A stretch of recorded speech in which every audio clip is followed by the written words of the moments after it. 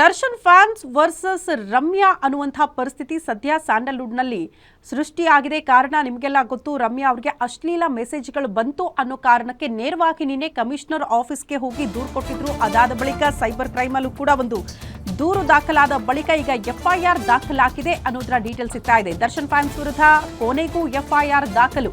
ನಟಿ ರಮ್ಯಾ ಬಗ್ಗೆ ಅಶ್ಲೀಲ ಕಮೆಂಟ್ ಮಾಡಿದ ದರ್ಶನ್ ಫ್ಯಾನ್ಸ್ ಪೊಲೀಸ್ ಕಮಿಷನರ್ಗೆ ಹೋಗಿ ನೇರವಾಗಿ ದೂರು ಕೊಟ್ಟಿದ್ರು ನಟಿ ರಮ್ಯಾ.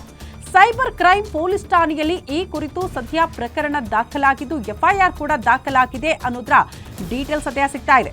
ರಮ್ಯಾ ಅವರು ನಿನ್ನೆ ಕಮಿಷನರ್ ಆಫೀಸ್ಗೆ ಹೋಗಿ ದೂರು ಕೊಟ್ಟ ಬಳಿಕ ಅವರೇ ಬಂದು ಒಂದು ಸ್ಟೇಟ್ಮೆಂಟ್ ಕೊಡ್ತಾರೆ. ಪ್ರಮೋದ್ ಗೌಡ ಸೇರಿದಂತೆ 43 ಅಕೌಂಟ್ಗಳಿಗೆ ಸಂಬಂಧಪಟ್ಟಂತೆ ವಿವರಣೆ ಕೊಟ್ಟು ದೂರು ಕೊಟ್ಟಿದ್ದೀನಿ ಅನ್ನುವಂತಹ ವಿಚಾರ. ಜಸ್ಟ್ 43 ಅಕೌಂಟ್ ಅಂತ ಅಲ್ಲ, ಬಹುತೇಕ ಅಕೌಂಟ್ಗಳಿದೆ. ಅಲ್ಲಿಂದಲೂ ಕೂಡ ಕೆಡಕೆಡದಾಗೆಲ್ಲ ಮೆಸೇಜ್ ಬಂದಿದೆ. ಬಟ್ ಪ್ರಾಥಮಿಕವಾಗಿ 43 ಅಕೌಂಟ್ಗಳನ್ನ ಗುರುತು ಮಾಡಿ ಅದರ ಸಮೇತ ದೂರು ಕೊಟ್ಟಿದ್ದೀನಿ ಅನ್ನುವಂತಹ ವಿಚಾರವನ್ನ ಸ್ಯಾಂಡಲ್ವುಡ್ನ ಕ್ವೀನ್ ರಮ್ಯಾ ಅವರು ನಿನ್ನೆ ದೂರು ದಾಖಲು ಮಾಡಿದ ಬಳಿಕ ಮಾಧ್ಯಮಗಳಿಗೆ ಬಂದು ಈ ಸ್ಟೇಟ್ಮೆಂಟ್ ಅನ್ನ ಕೊಟ್ಟಿದ್ರು. ಅದಾದ ಬಳಿಕ ಈಗ ಸೈಬರ್ ಕ್ರೈಮ್ನಲ್ಲೂ ಕೂಡ ದೂರು ದಾಖಲಾಗಿತ್ತು. ಈಗ ಅದರ ಅನ್ವಯ ಎಫ್ಐಆರ್ ಕೂಡ ದಾಖಲಾಗಿದೆ ಅನ್ನೋದರ ಡೀಟೇಲ್ಸ್ ಸದ್ಯ ಸಿಗ್ತಾ ಇದೆ. ಒಟ್ನಲ್ಲಿ ರಮ್ಯಾ ಅವರ ಹೋರಾಟ ಡಿಬಾಸ್ ವಿರುದ್ಧವಾಗಿ ಅಲ್ಲ, ಡಿಬಾಸ್ ಫ್ಯಾನ್ಸ್ ಮಾಡ್ತಾ ಇರುವಂತಹ ಮೆಸೇಜ್ಗಳ ವಿರುದ್ಧವಾಗಿ. ಬಹುತೇಕರಿಗೆ ಈ ರೀತಿ ಅಶ್ಲೀಲ ಮೆಸೇಜ್ಗಳು, ಕೆಟ್ಟ ಕಮೆಂಟ್ಗಳು ಬಂದಾಗ ಹೆಣ್ಣು ಮಕ್ಕಳು ಈ ಮಾನ ಮರ್ಯಾದೆ ಪ್ರಶ್ನೆಗಳು, ಯಾಕೆ ಬೇಕು ಸುಮ್ಮನೆ, ಯಾಕೆ ದೂರು ಕೊಡಬೇಕು, ಇಂಥ ವಿಚಾರಗಳನ್ನ ಇಟ್ಕೊಂಡು ಬಹುತೇಕರು ಮುಂದೆ ಬರಲ್ಲ ಅಂತ ರಮ್ಯಾ ಅವರು ನಿನ್ನೆ ಅದೇ ಸ್ಟೇಟ್ಮೆಂಟ್ ಕೊಡ್ತಾ ಇದ್ರು. ನನಗೆ ಈ ಕಥೆ ಆದ್ರೆ ಜನಸಾಮಾನ್ಯರ ಪರಿಸ್ಥಿತಿ ಏನು, ಸಾಮಾನ್ಯ ಮಹಿಳೆಯರ ಪರಿಸ್ಥಿತಿ ಏನು, ಈ ರೀತಿ ಅಶ್ಲೀಲ ಮೆಸೇಜ್ಗಳು ಅವ್ರಿಗೂ ಹೋಗಿರಬಹುದಲ್ವಾ, ಬಹುತೇಕರು ದೂರು ಕೊಟ್ಟಿರಲ್ಲ, ಹಾಗಾಗಿ ಈ ವಿಚಾರಗಳು ಬೆಳಕಿಗೆ ಬರಲ್ಲ. ಬಟ್ ನಾನು ಸೈಲೆಂಟ್ ಆಗಿ ಕೂತ್ಕೊಳ್ಳುವಂಥ ಹೆಣ್ಮಗಳಲ್ಲ ಅನ್ನುವಂತಹ ವಿಚಾರವನ್ನ ರಮ್ಯಾ ಅವರು ನಿನ್ನೆ ಪ್ರಸ್ತಾಪ ಮಾಡ್ತಾ ಇದ್ರು. ಹಾಗಾಗಿ ಕಮಿಷನರ್ ಆಫೀಸ್ಗೆ ನೇರವಾಗಿ ಅವರೇ ಬಂದು ದೂರು ಕೊಟ್ಟರು. ಅದಾದ ಬಳಿಕ ಈಗ ಸೈಬರ್ ಕ್ರೈಮ್ನಲ್ಲಿ ದೂರು ದಾಖಲಾದ ಬಳಿಕ ಇವರು ಕೊಟ್ಟಿರುವಂತಹ ದೂರಿನ ಅನ್ವಯ ಕೊನೆಗೂ ಡಿಬಾಸ್ ಫ್ಯಾನ್ಸ್ ಅಕೌಂಟ್ಗಳನ್ನ ಏನು ಪ್ರಸ್ತಾಪ ಮಾಡಿದ್ದಾರೆ ಅವರೆಲ್ಲರ ವಿರುದ್ಧ ಕೂಡ ಸದ್ಯ ಎಫ್ಐಆರ್ ದಾಖಲಾಗಿದೆ ಅನ್ನೋದ್ರ ಬಗ್ಗೆ ಮಾಹಿತಿ ಸಿಗ್ತಾ ಇದೆ.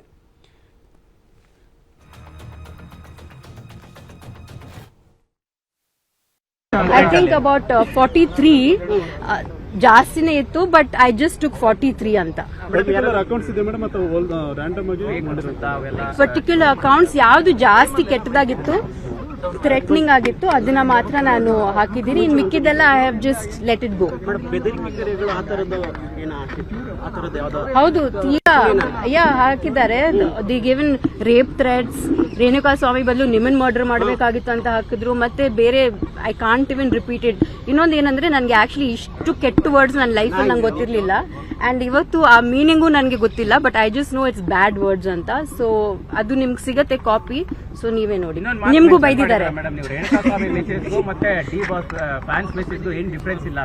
ಹೌದು, ನಾನು ಹೇಳಿನಲ್ಲಪ್ಪ, ಈಗ ಡಿಬಾಸ್ ಫ್ಯಾನ್ಸ್ಗೂ ಅನ್ಸುತ್ತೆ ರೇಣುಕಾ ಸ್ವಾಮಿ ಮಾಡಿದ ತಪ್ಪಂತ, ಮತ್ತೆ ನೀವ್ ಮಾಡ್ತಿರೋದು ಸೇಮ್ ಟು ಸೇಮ್ ಅಲ್ವಾ, ಅದು ತಪ್ಪಂತ ಇವ್ರಿಗೆ ಅನ್ಸಲ್ವಾ? I am shock. ಅಂದ್ರೆ ಪವಿತ್ರ ಗೌಡೆ ಕಳ್ಸಿದ್ ಮಾತ್ರ ನಿಮ್ಗೆ ರೋಷ ಬಂತು, ಕೋಪ ಬಂತು, ಅದೇ ಬೇರೆ ಹೆಣ್ಮಕ್ಳಿಗೆ ಅಲ್ಲ. ನೀವ್ ಯೋಚನೆ ಮಾಡಿ, ನನಗೆ ಈ ತರ ಕಳ್ಸ್ತಾರಂದ್ರೆ I am just wondering. Social ಮೀಡಿಯಾದಲ್ಲಿ ಎಷ್ಟೋ ಜನ ಆಕ್ಚುಲಿ ಹುಡುಗಿರ್ ನಾನು ನೋಡಿದೀನಿ, ಅವ್ರಿಗೆ ಟ್ರೋಲ್ ಮಾಡೋರೆಲ್ಲ ಅವ್ರ ವಿಡಿಯೋ ಮಾಡಿ ಹಾಕಿದ್ದಾರೆ.